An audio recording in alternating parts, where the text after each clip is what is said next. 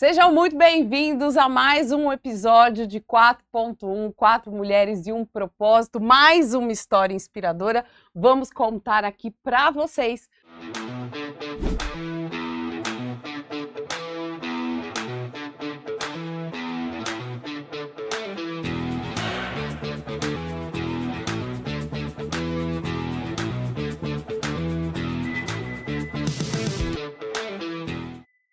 Mas antes da gente trazer a nossa convidada, quero saber se você já segue o nosso canal aqui no YouTube, se você já segue o 4.1 no Spotify. Se você ainda não está seguindo, recomendo que você se inscreva para que você ouça todas as histórias das mulheres que já sentaram aqui, porque eu tenho certeza que você vai aprender com todas elas. E hoje temos uma convidada especial. Vou contar para vocês um pouquinho a história dela, mas antes quero trazer aqui para vocês a Merielle Basílio, que está sentada aqui comigo. Karina Paraíso também está conosco. E a gente vai contar a história da Domitila Miranda. Ela que é psicóloga, se especializou em neuropsicologia e tem uma história muito parecida com a minha, especialista, profissional da área da saúde, que cresceu, que gerenciou uma clínica com mais de 30 colaboradores, e eu fiquei sabendo que esse ano ela decidiu encerrar essa etapa e voltar para a carreira solo, e eu tô super curiosa para saber por quê. Eu também.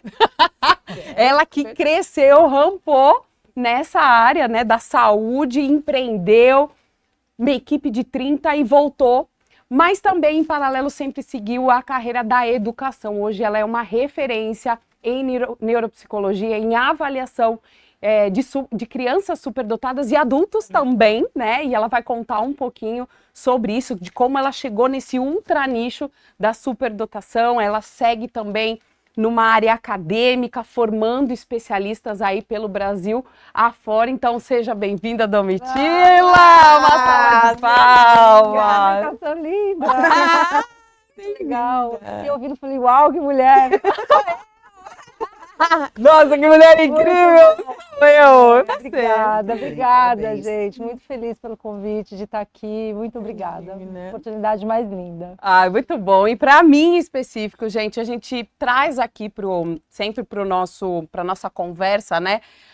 Profissionais que a gente conhece, que estão ligadas com a nossa história ou com um momento da nossa vida, ou mulheres que a gente vai conhecendo. E a Domitila em específico eu conheci, porque ela chegou a ter 30 colaboradores e eu fui a primeira dela. Foi a primeira mesmo. A primeira. Então, conta um pouquinho pra gente essa sua jornada, né? Como profissional da área da saúde, especialista, que se formou, muito conhecimento técnico, muitas pós, mestrado, a gente adora doutorado em estudar, educação, né? Falar de diploma, né?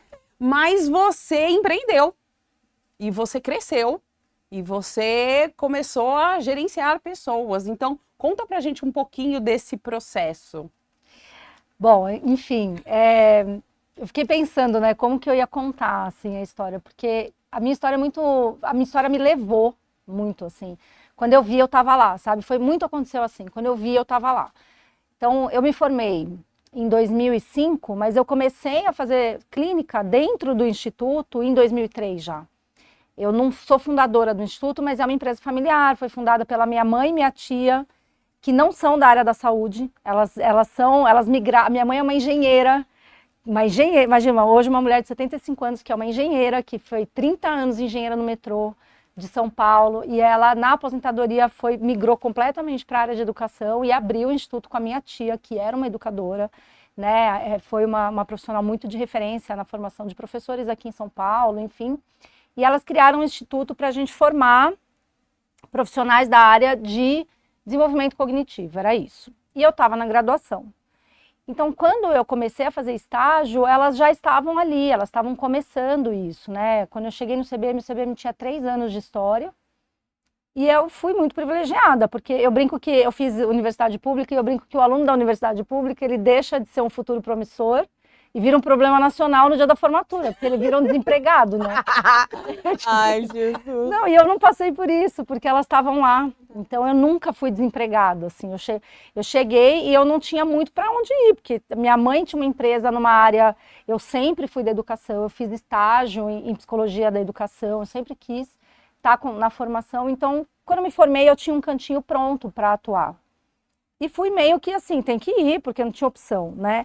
E minha vida foi muito isso, assim. Então, eu me formei em 2005, em 2006 eu já estava indo para fora para estudar uma metodologia de desenvolvimento cognitivo. Quando eu volto, eu comecei a dar formação, então eu tinha 2, 3 anos de formado, eu já estava formando profissionais. Eu sou psicóloga, né? E aí eu comecei a formar as pessoas e aí eu comecei a ouvir o que as pessoas tinham para dizer sobre desenvolvimento humano, assim. Então, quem buscava essa formação eram fonos, eram psicomotricistas, fisioterapeutas, né? Eram a galera, as pedagogas, e a galera falava da criança, uma criança que a minha área não atingia. Então eu via a galera falando do desenvolvimento motor, e eu falava, cara, eu não sei isso, né? A fono falava da questão de linguagem, eu falava, nossa, eu não sei isso. E aí eu comecei a entender que eu precisava saber da criança integralmente, se eu quisesse fazer um bom trabalho, assim. E, ao mesmo tempo, eu brinco que eu sou muito bem relacionada, pode observar, né? E aí eu tive um super parceiro de vida, meu amigo até hoje, que falou, cara, vamos montar, vamos trabalhar, vamos fazer clínica. Mas a gente não vai saber fazer isso sozinho. E aí ele convidou a Chateau, que foi o Luiz, né? O Luiz trouxe a Chateau e falou, ó, tem uma amiga que é físio, que é psicomotricista, que tem experiência clínica, que eu não tinha. E aí a gente começou a fazer clínica muito na conta de padeiro ali, né? Assim, vamos fazer junto. E a Chateau trouxe a Gabi, que é uma amiga comum nossa também, uma pessoa de muita bagagem clínica hoje também, uma fono. E aí era eu, a Gabi, a Chateau e o Luiz no começo, assim. E a gente aprendeu a fazer aquilo junto, né? Eu falo muito, eu aprendi a fazer clínica ali. Quando você fala fazer clínica, é fazer o atendimento. É, porque não é o atendimento só, né? A clínica, a área da saúde, aí é legal para falar da área em si. A área da saúde da infância é muito complexa, né? Não é o consultório. Porque o que eu quero trazer? Ah, tá, vamos fazer clínica, tá, mas até ter uma clínica com equipe, com expandir. Só para a gente entender os conceitos, que aí eu não sou da área da saúde, não entendo. Vamos fazer clínica e vamos ter uma clínica. Sim. Nesse momento, a gente não tinha uma clínica. A gente estava fazendo uma clínica. A gente era um conjunto comercial numa travessa da Paulista, em São Paulo, assim. Era uma sala comercial. Uma sala comercial. E vamos fazer. E aí a gente se virava atendendo ali, que hora vai atender tal hora? Não, não dá, tô usando a sala. Não era uma clínica. E aí, dali pra frente, eu falei, cara, a gente precisa de espaço. E a gente saiu dali, fomos para uma casa na Vila Madalena, uma casa imensa. E aí, quando eu falo que as coisas foram acontecendo, eu não sabia fazer gestão. A gente tinha uma casa imensa, um custo era enorme, gigante. Era gigante. E nós éramos em 4 profissionais, e aí as crianças começaram a chegar, porque a gente fazia um trabalho bom, né? Era uma coisa que São Paulo não tinha, então acho que tem aí um protagonismo, né? A gente fazia a clínica junto. Porque o que acontecia com as clínicas, acontece até hoje. As clínicas que são multiprofissional, elas têm muitos profissionais, muitas salas, muitos pacientes, mas não há uma conexão entre as áreas. Muitas vezes você tem profissionais que alugam, sublocam salas juntos, dividem custos e dividem pacientes. Uhum. E nunca foi essa a proposta. Assim, a gente fazia A galera era contratada do instituto, então na época a gente nem era um instituto, eu nem me denominava instituto, né? Mas a galera era contratada do CBM, ganhava por hora de atendimento, as famílias pagavam pra gente e eles tinham um valor que era um valor por hora do atendimento. E aí havia uma reunião de equipe clínica semanal, que foi uma coisa que existiu da hora 1 à hora final, assim. Eu fiz reunião de equipe clínica semanal todas as terças-feiras e depois virou quinta durante 18 anos da minha vida, assim. Exceto nas férias, né? Porque a gente sentava e pensava junto, e discutia junto. Nunca teve uma criança que era a criança da Chateau, a criança da Gabriela, era a nossa criança. Ai, e a gente... Esse foi, acho que, um dos primeiros diferenciais da Domitila, que eu lembro muito de gestão, porque nessa época ela era a gestora, né? Embora ela não se caracterizasse assim, mas ela era a coordenadora, ela estava aprendendo a fazer e eu até então não tinha tido essa experiência. E lá todo mundo trabalhava de forma autônoma, né? Mas quando ela contratava, ela falava assim, não, todo mundo vai trabalhar hora autônoma, cada um vai receber pelos pacientes, tal, tudo, mas terça-feira tem que estar aqui, ou se. A reunião faz parte da sua entrega do seu serviço.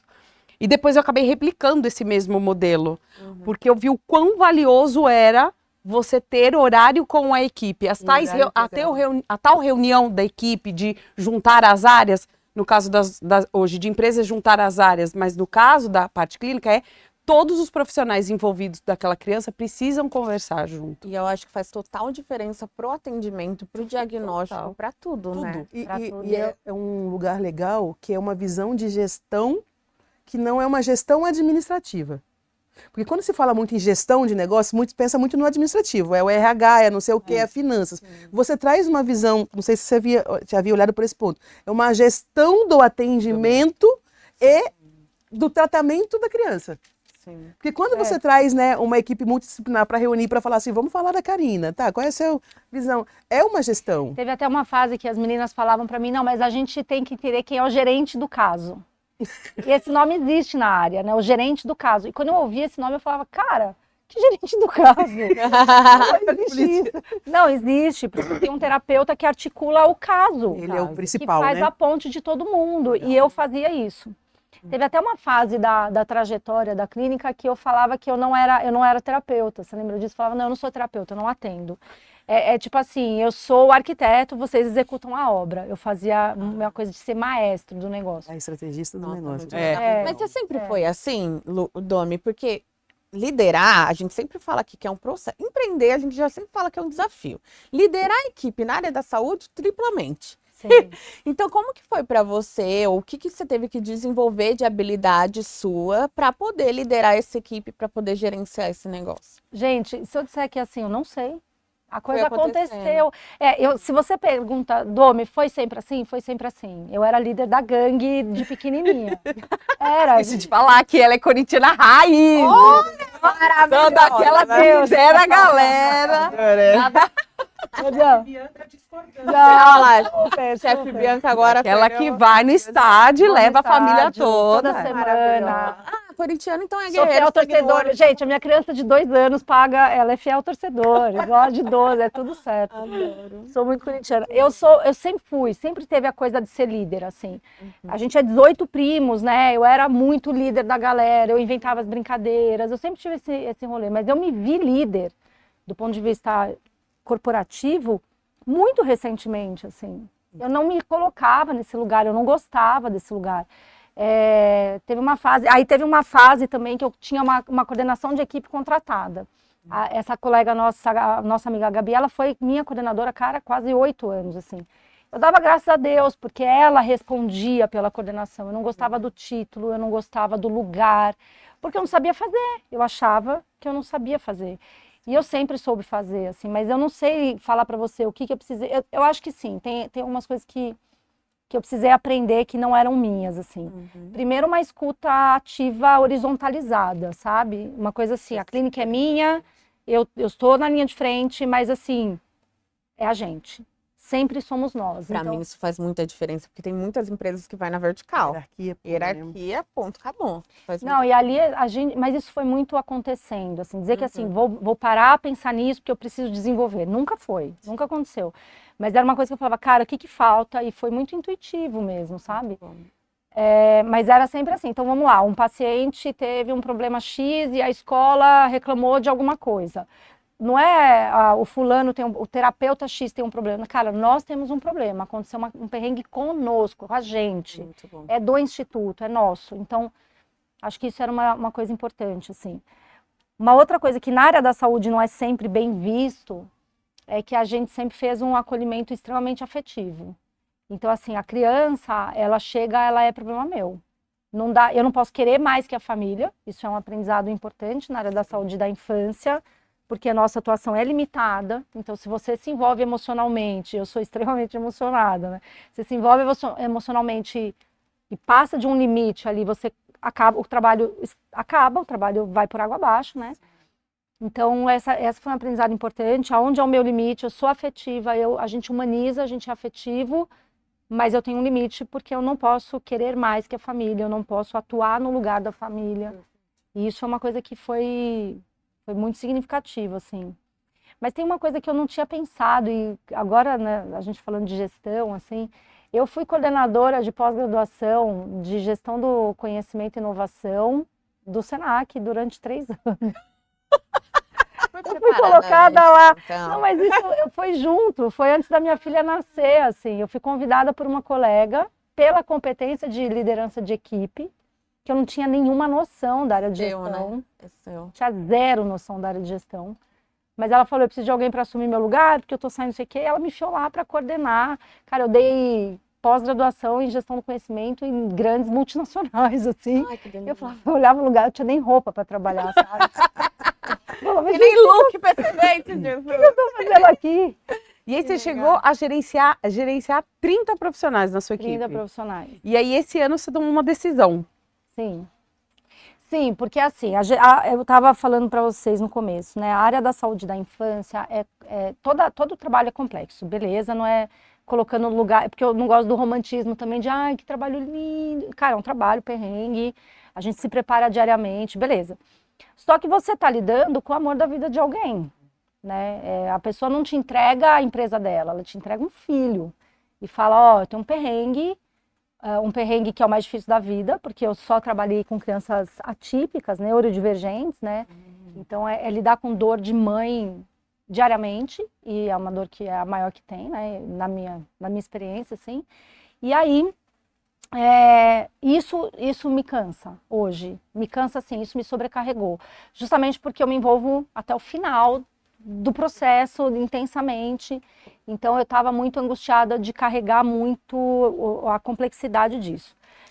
Mas as equipes que lidam com a infância são equipes que têm que estar preparadas para lidar com adultos, porque uma frase que eu adoro é assim, os nossos filhos são nossos sintomas, e aí você tem que dar conta do adulto para lidar com a criança, senão você não caminha. E aí os terapeutas que vêm, atendem, vão embora, não sobrevivem a esse modelo de negócio que é afetivo, que é humanizado, que é horizontalizado, né? Que vai além da criança, né? Que vai muito além da criança. E aí integral, né? É muito. Tem que olhar a família, né? É sistêmico, não, é né? Tem que olhar. Mas ela falou uma frase interessante, né? As crianças são os nossos Os sintomas. nossos filhos são os nossos sintomas.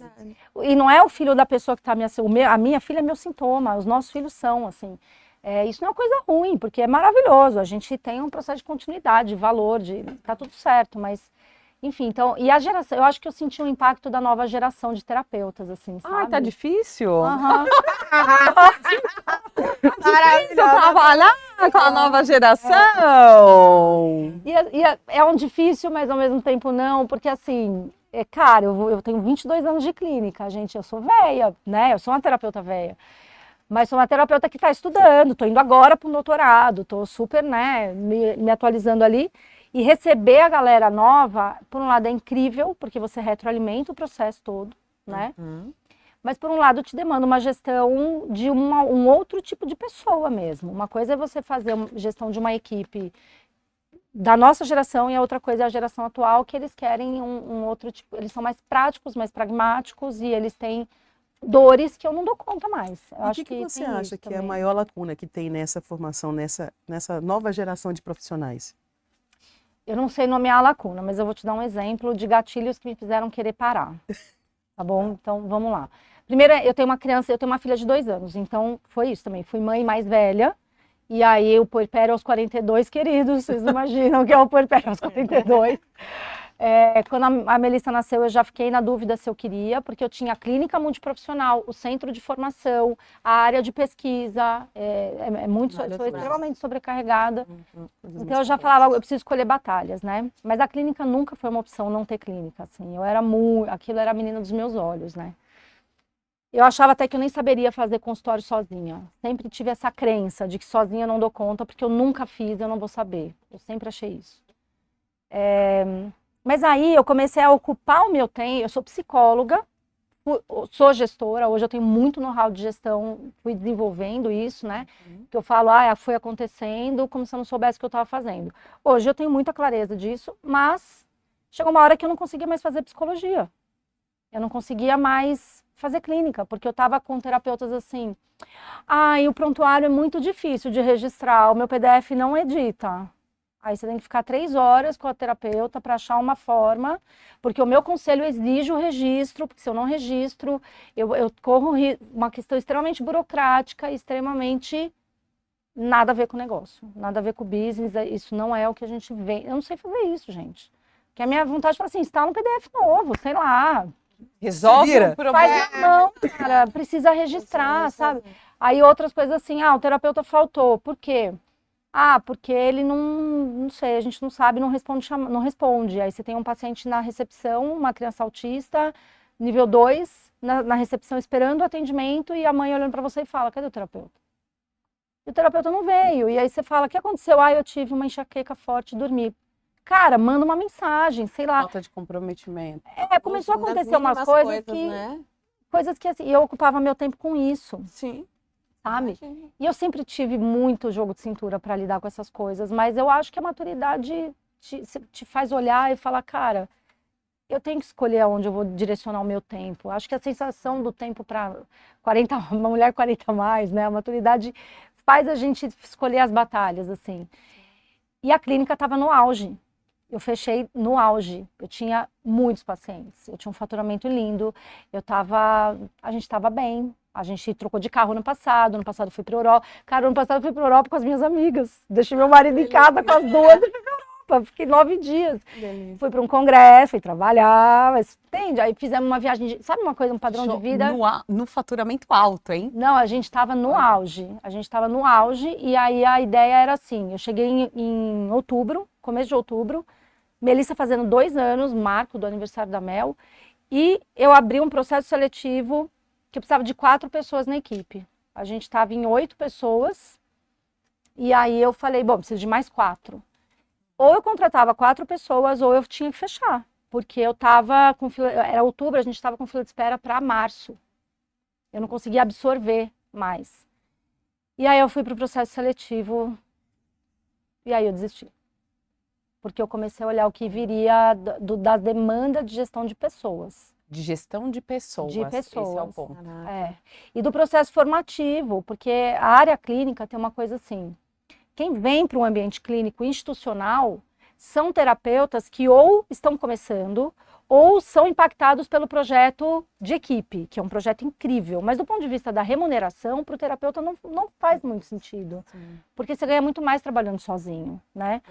Muito mais também é uma questão, não é muito mais, porque o terapeuta faz a continha de padeiro, né? Ele não conta todo o custo, Mas assim, ganha-se mais trabalhando sozinho. Então o que compensa é o time, é o projeto, é a equipe. A visibilidade, o conhecimento que você vai adquirindo. As reuniões de equipe clínica, elas são um processo formativo, assim, nunca um curso vai fazer o que as reuniões de equipe faziam por nós, assim, sabe? Sim. E aí eu comecei a ver o perfil da galera que ia chegar, e eu falei, cara, eu não vou alcançar essa galera hoje, eu não tenho tempo para isso, assim, eu não tenho energia mais. E aí eu falei, eu vou fechar a clínica. Eu quero fazer algo que brilhe os meus olhos. O que brilha os meus olhos, né, é fazer psicologia, é fazer neuropsicologia. E aí eu queria muito para a área de pesquisa, e aí eu não tinha hora útil para tudo isso. E aí eu escolhi fazer psicologia e parar de fazer gestão, sabe? E aí eu desisti. Aí eu sentei na mesa de equipe e falei, galera, é o seguinte, eu vou fechar a clínica. Numa reunião de equipe, eu abri a reunião assim, gente, a gente precisa conversar de uma coisa. Nós vamos atender até dezembro, porque eu vou fechar a clínica. E nunca, os terapeutas não tinham exclusividade comigo. Isso sempre foi uma coisa muito combinada, muito um acordo, assim, ó, vocês não são exclusivos, vocês podem atender onde vocês quiserem, tem a agenda de vocês para mim e tem uma agenda fora daqui, porque primeiro que isso vai te retroalimentar mesmo e financeiramente faz sentido você ter o seu consultório particular, né? Enfim. Mas eu sentei com a galera assim, o que aconteceu? Eu falei, nada, eu tô muito segura, tá tudo certo, eu vou atrás do que me brilha os olhos, cara. Eu não tenho mais idade para dormir com raiva porque eu tô fazendo gestão de prontuário. Eu quero rolar com a criança no chão, Quando a gente sabe? Essa acho que é a dor de alguns especialistas, né? Quando começa a crescer, e talvez de forma natural, intuitiva, porque estava no ambiente, você foi crescendo, e quando você viu, você estava com 5, 10, 15, 20, e aí é aquele negócio, eu quero esse lugar, porque quando a gente começa a fazer gestão, esquece o operacional. A gente tem que cuidar da equipe, fazer gestão de pessoas, fazer gestão do negócio, pensar na estratégia do negócio, do crescimento. Não é nunca que você saia da operação, né? Você até, porque você fazia relatórios e atendimentos, porque a gente indicava para ela, né? Então, e ela faz muito bem o operacional. Mas eu acho que é muito importante quando o dono, o empreendedor, chega nesse patamar e fala assim, será que eu quero mesmo? Porque vira um peso. Não é o faturamento, entende? Eu acho que ela mental, traz uma coisa, ela mental. traz uma coisa legal que pode ser refletida para todas nós em todos os negócios. Talvez a Karina um pouco menos, que ela é um pouco mais nova. Mas chega uma fase da maturidade que ela não fechei porque está ruim o meu negócio. Não. É porque eu olhei para minha vida e isso não cabe. Não cabe na minha vida. Não está compatível. Não é o que eu quero. Então, assim, você chegar no nível de maturidade pessoal e profissional para falar o seguinte, a escolha que eu faço para minha vida, isso aqui não cabe mais. E Eu quero assim, mudar. Eu acho que é muito, preciso muito validar poderoso. que eu tenho... Meu marido foi muito parceiro. Ele olhou para mim e falou, vamos aí. Eu falei, ó, meu faturamento vai cair muito, o padrão de vida vai cair. Ele falou, beleza, vamos aí.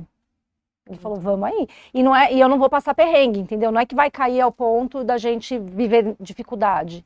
Mas a gente tinha um padrão de vida bacana. E eu falei, cara, não vamos ter mais. E não tenho mais, tô contando moeda para pagar boleto.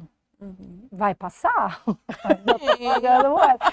Não, e assim... E todo mundo passa por fases assim, são escolhas que você vai... Eu acho que não tem a ver com gestão, mas uma gestão, vou falar, de emocional e de personalidade. Porque você fala assim, beleza, eu tô contando moeda hoje, mas vai passar. Porque o que você adquiriu de bagagem e de vivência ao longo do ano, não tem como você não reconstruir algo. Mas é reconstruir com o que te move. E isso te moveu até aqui.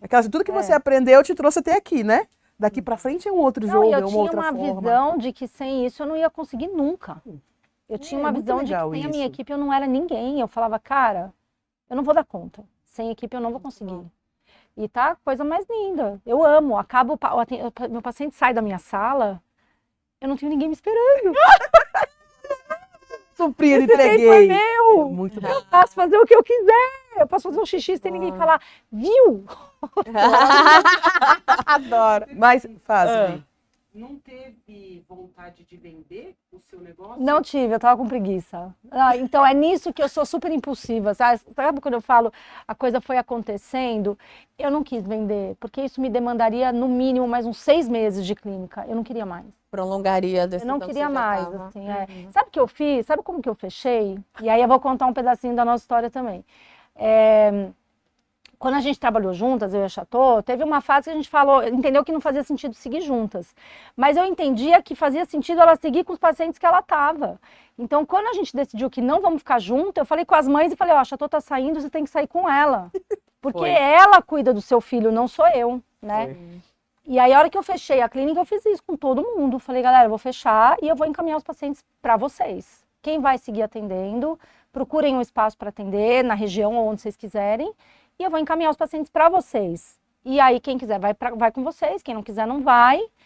E eu fiquei com alguns que as mães falaram, não quero ir com fulano, quero ficar com você. Então, eu absorvi um pouco, assim, mas Eu não te conhecia, mas eu acho que pela fala fecha com um nível de admiração altíssimo.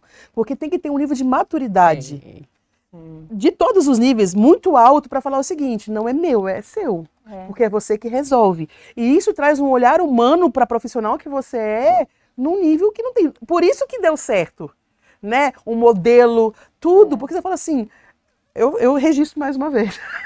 Porque é isso, o paciente você atendeu, envelheceu, você vai embora. Eu não vendi que dá trabalho, mas eu entendo que você leva, você não quer, beleza, eu assumo. Porque é isso, a pessoa tem que ter um nível de conhecimento, de maturidade, de visão de pessoa e de negócio, de longo prazo, para tomar decisões nesse nível. Sabe uma coisa que nunca funcionou para mim? Por que eu não vendi a clínica? Existe uma frase na área da gestão, né, que eu ouvi muitas vezes assim, Domi, você precisa entender que CNPJ não tem coração. Cara, pra mim nunca funcionou isso. Eu também tenho essa. Pra mim, Nossa, nunca funcionou. pra mim é... Cara, não funciona.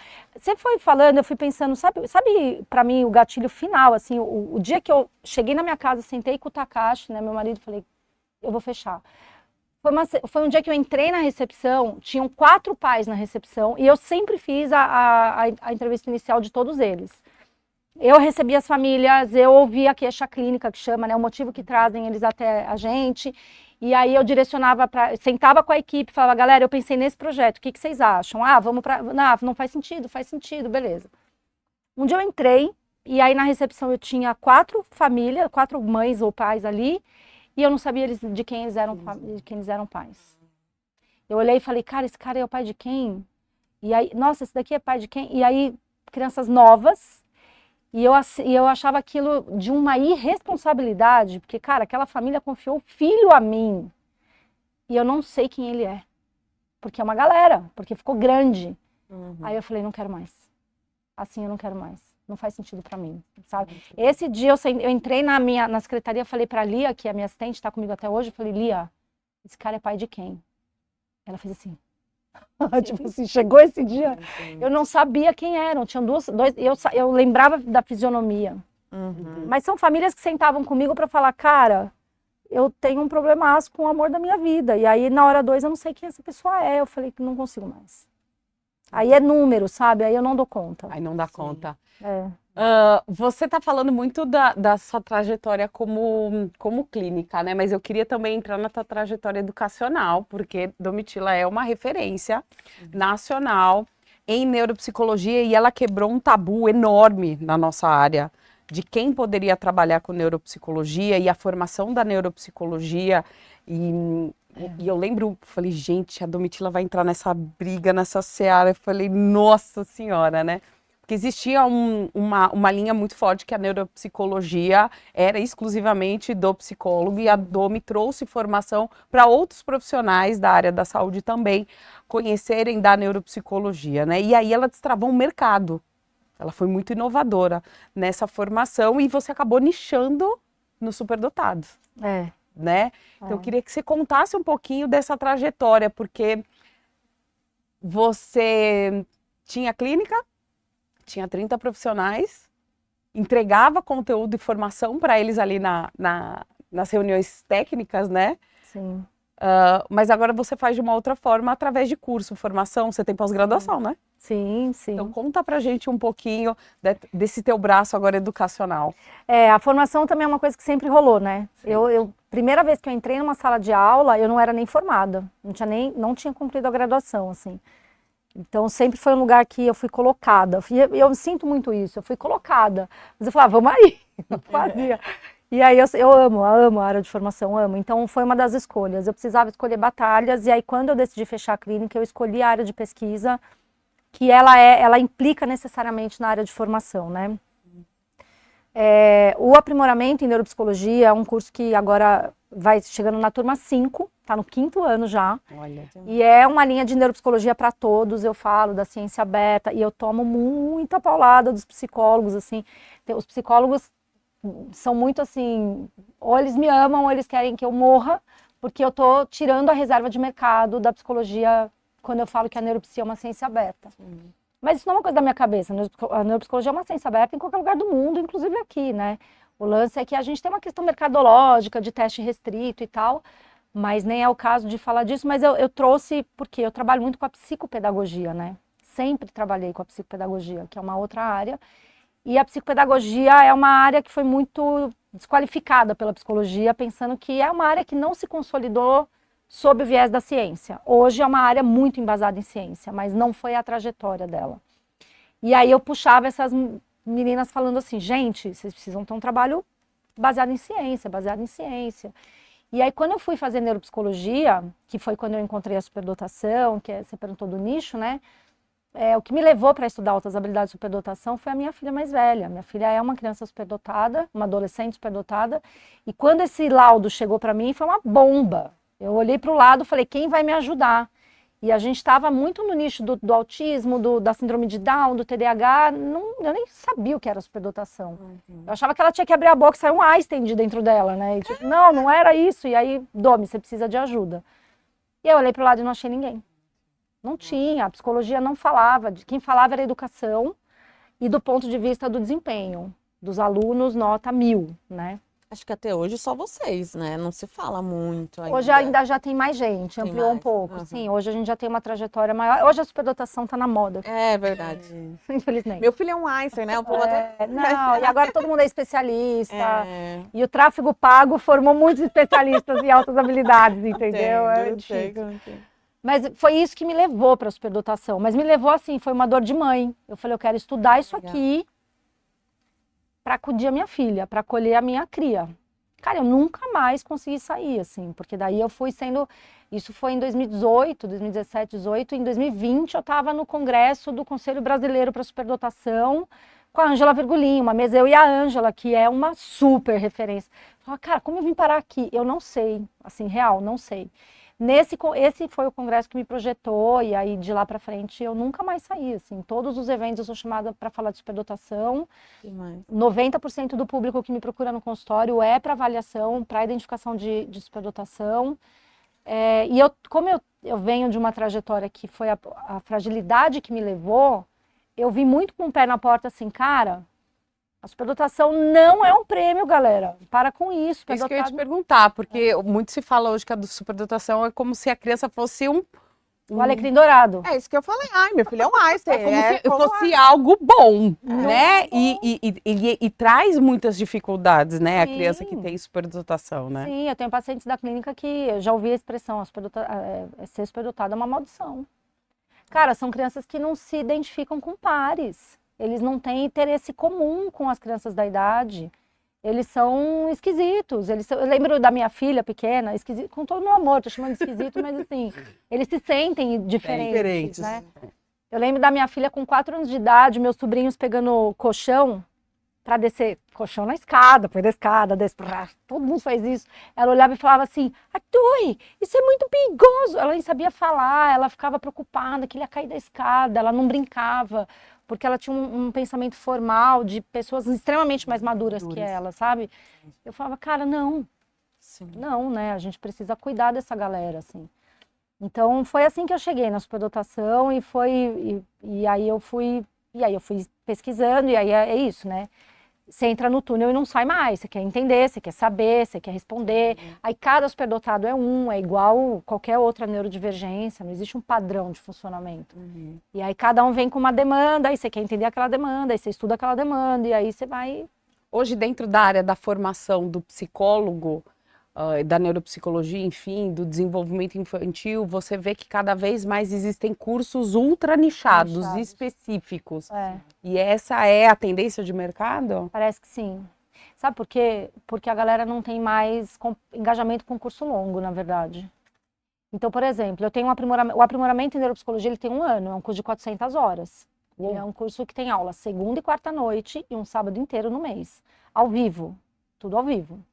Fica gravado, pode ver depois, mas tudo ao vivo e online. A galera que tá ali é uma galera que quer muito uma profundidade imensa no tema. Porque o que você vende hoje é assim, eu quero falar da regulação emocional do TDAH desatento.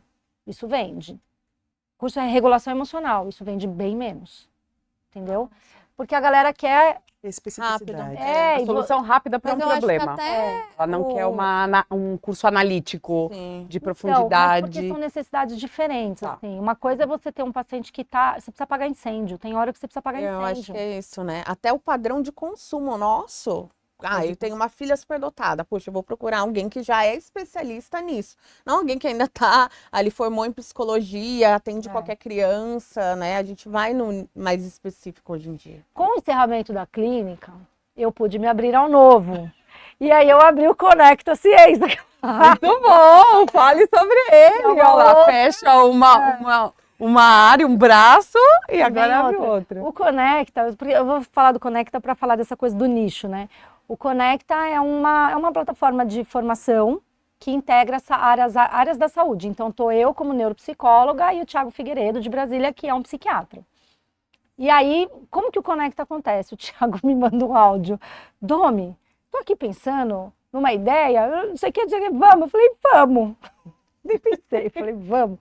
Porque eu queria novidade, porque assim, a hora que eu fecho a clínica, uma atuação de 20 anos, o negócio me deixa um sentimento assim, e agora, né? Fica tudo comigo só? O que vai acontecer, exato. E a conta tem que fechar, preciso também pagar boleto, porque não é só ser romântico, eu tenho que pagar boleto. E aí, beleza, então o Conecta vem, e uma das propostas do Conecta é essa. São de formações menores, nichadas, e que atendam a demanda pontual específica daquele profissional, né? Tá. Então, por exemplo, a gente fez um primeiro evento do Conecta semana passada, que foi o simpósio Conecta Ciência de Altas Habilidades de Superdotação. E aí a gente, em 2 semanas de divulgação, tinha 85 pessoas inscritas, entendeu? Porque a galera quer especificamente saber disso. O próximo vai ser um outro nicho de neuropsicologia para médico, porque os médicos não sabem o que é neuropsicologia. Eles pedem avaliação e não sabem o que esperar. E o Thiago é psiquiatra, então vamos falar de uma coisa muito pontual. E na formação, a gente está construindo cursos que são grandes, então cursos assim de 16 horas, mas que você pode comprar só o módulo 1 de 4 horas, só o módulo 2, só o módulo 3. O 3 não depende do 1, porque ele pode ter um assunto que você quer. Então, 1 vai ser, sei lá, o de orientação parental, por exemplo. O módulo 1 é de introdução à orientação parental. O módulo 3 é de ferramenta e estratégia. Eu quero só a ferramenta e estratégia, eu sei o que é orientação parental. Beleza, compro o 3, sabe? Legal. Ou compro o curso inteiro. Então, acho que isso é uma tendência de mercado, assim. Sim, já tenho existe até tido- faculdades, né, que você compra modular, São que eu acho modulares, né? sensacional. Porque, eu não sei vocês, mas na época que eu fiz faculdade, tinha matéria, você falava sangue de Jesus, pra que eu tô fazendo isso aqui? Estatística. É, né? tipo assim, Não, mas hoje eu uso. a quê, estatística. né? Ah, E hoje eu hoje, uso, mas- poder comprar, né, ter ali um módulo é sensacional. Mas até pra gente ir indo pros finalmente, quando sai um profissional da área da psicologia, ele sai totalmente perdido, hoje em dia, né? Acho que não, Sempre tem foi várias assim, carreiras, né? gente. Acho que sempre foi. né? Eu brinco que a gente aprende a fazer psicologia igual beijar na boca. Você aprende a fazer fazendo. Fazendo. Você vai beijar na boca, você acha que você vai arrasar. É uma Arrasar. tragédia, né? Você Loucura, aprende né? o negócio com a prática. É igual. verdade. É E igual. até para profissionais que estejam assistindo a gente, né, e que quer se especializar, quais são até os conselhos ou áreas promissoras que você poderia dar para esses profissionais, até baseado nos seus alunos ou que você passou, para esse povo que tá bem perdido das ideias? Por aí. Acho que é uma pergunta muito boa, né? Assim, a graduação não é o fim. A gente sai da graduação crente que está pronto, assim. Você está muito mais pronto do que você estava quando você chegou, beleza? Mas a graduação não é o fim. Não dá para atuar. Falando da minha área especificamente, área da saúde, não dá para atuar com a área da saúde só com a graduação. Porque para você ter uma formação de qualidade, os cursos de graduação tinham que ter 10 anos, sabe? Não tem como, assim. Escuta aberta, escuta honesta, de ouvir o outro, sabendo que ele tem o que trazer para você, assim. Os outros profissionais das outras áreas têm muito a contribuir. A sua área não é melhor que a de ninguém. Acho que isso é a minha briga da neuropsicologia aberta, né? A psicologia, com todo o meu amor à minha área, quantas vidas eu tiver, eu serei psicóloga, eu amo a minha área, eu respeito intensamente meu conselho, meus colegas, mas a psicologia tem uma síndrome de pequeno poder que, gente, pelo amor de Deus, né? Assim como alguns médicos têm, a nossa área não é melhor que a de ninguém, assim. Ouça, acho que a escuta honesta, ela forma um bom profissional, assim. Perfeito. Se permitam não saber, sabe? Permita a ideia de que você não vai resolver tudo. Saiba olhar para um paciente que você não dá conta e olhar para a família e falar, não dou conta. Essa pessoa precisa de outras pessoas. Tem mais coisa para aprender, mas aí vocês fazem a mentoria comigo. Então conta pro pessoal como é que eles podem te achar, quais são suas redes sociais. Ó, eu tô no meu Instagram, que sou eu mesma ali respondendo para vocês, é o @domineuropsi. Eu respondo todo mundo, às vezes demora. E só gente sem noção que eu não respondo, porque, gente, não é? Aparece. Nossa, bom. Os haters, né? Às vezes aparecem. Eu ainda não vivo muito hater, Ah. assim. E quando tem, eu tiro um sarro. Aí eu sou debochada. Boa, é eu não isso. ligo. Mas tem o Instituto CBM, que é o @Instituto CBM, e o mais recente agora é o Conecta Ciência BR. Eu tô no Instagram, eu sou do Instagram, vocês não vão me achar. Se você me vê no LinkedIn, nem fala, porque eu não vou responder, eu nem sei o que é o LinkedIn, gente.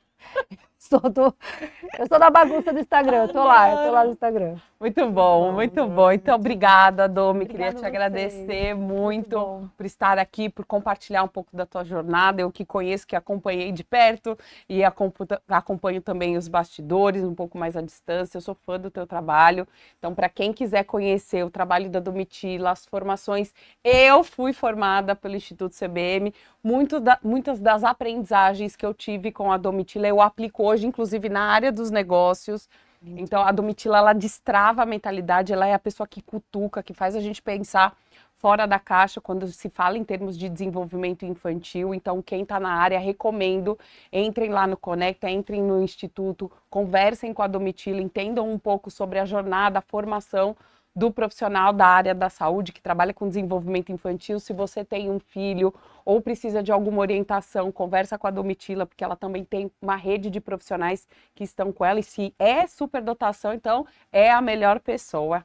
Se você gostou, comenta aqui pra gente, dá um like, né? Como fala meu filho, compartilha, arrasta. Meu filho fala tudo isso, né? Mas compartilha, a gente quer que esta mensagem chegue para outras pessoas.